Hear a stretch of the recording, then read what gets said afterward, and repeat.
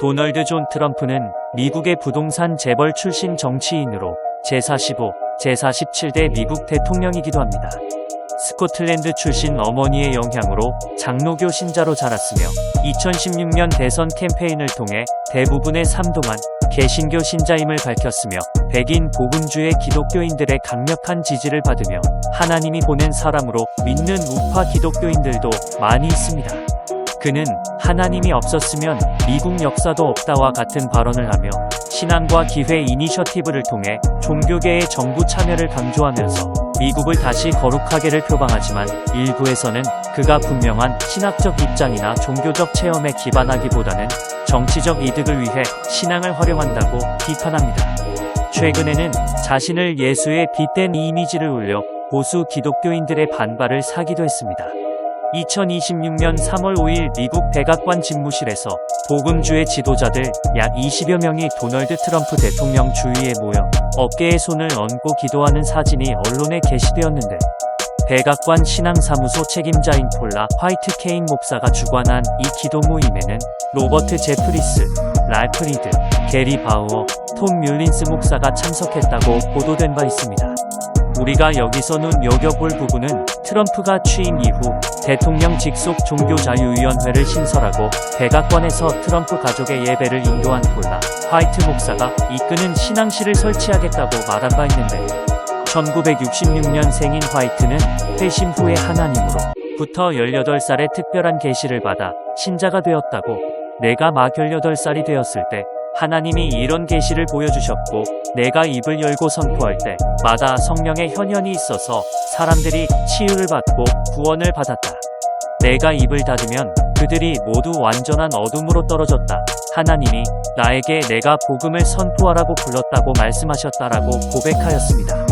또한 위키백과에 의하면 그녀는 번영신학을 전파하는 설교자, 작가, 방송 전도자이며 시내가 벨리 고등학교를 졸업 후 목사가 되었는데 정식 대학교 졸업장이나 신학교 졸업장도 없는 것으로 알려졌으며 아마도 소규모 교단으로부터 속성으로 목사 안수를 받았거나 이단으로 받았을 것으로 추정됩니다.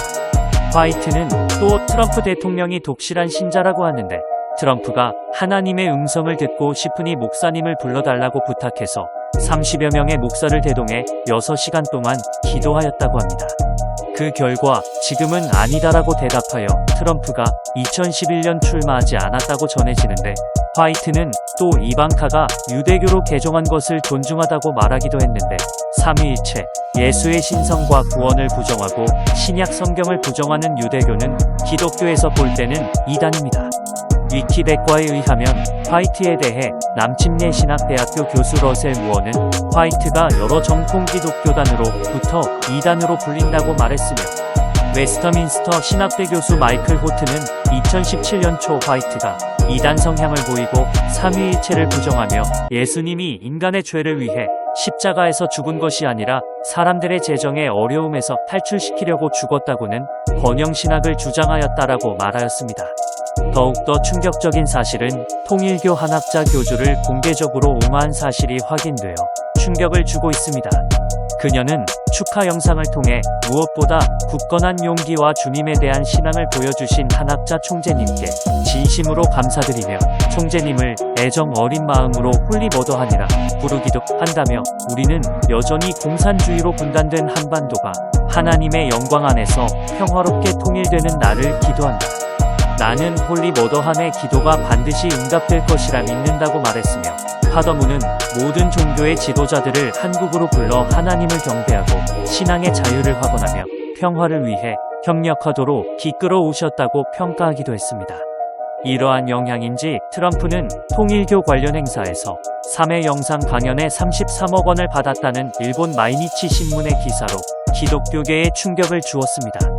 보도에 따르면 트럼프는 2021년 9월과 22년 2월 및 7월에 가정연합의 유관단체인 천주평화연합이 연 행사에서 각각 10분 안팎의 영상 메시지 형식 강연을 해 총 250만 달러를 받았다고 알려졌는데 트럼프 전 대통령 측이 공개한 세부 수입 내역에 따르면 퇴임 후 통일교가 주최한 2차례 행사에서 강연을 하고 수익을 올린 것으로 확인되었습니다.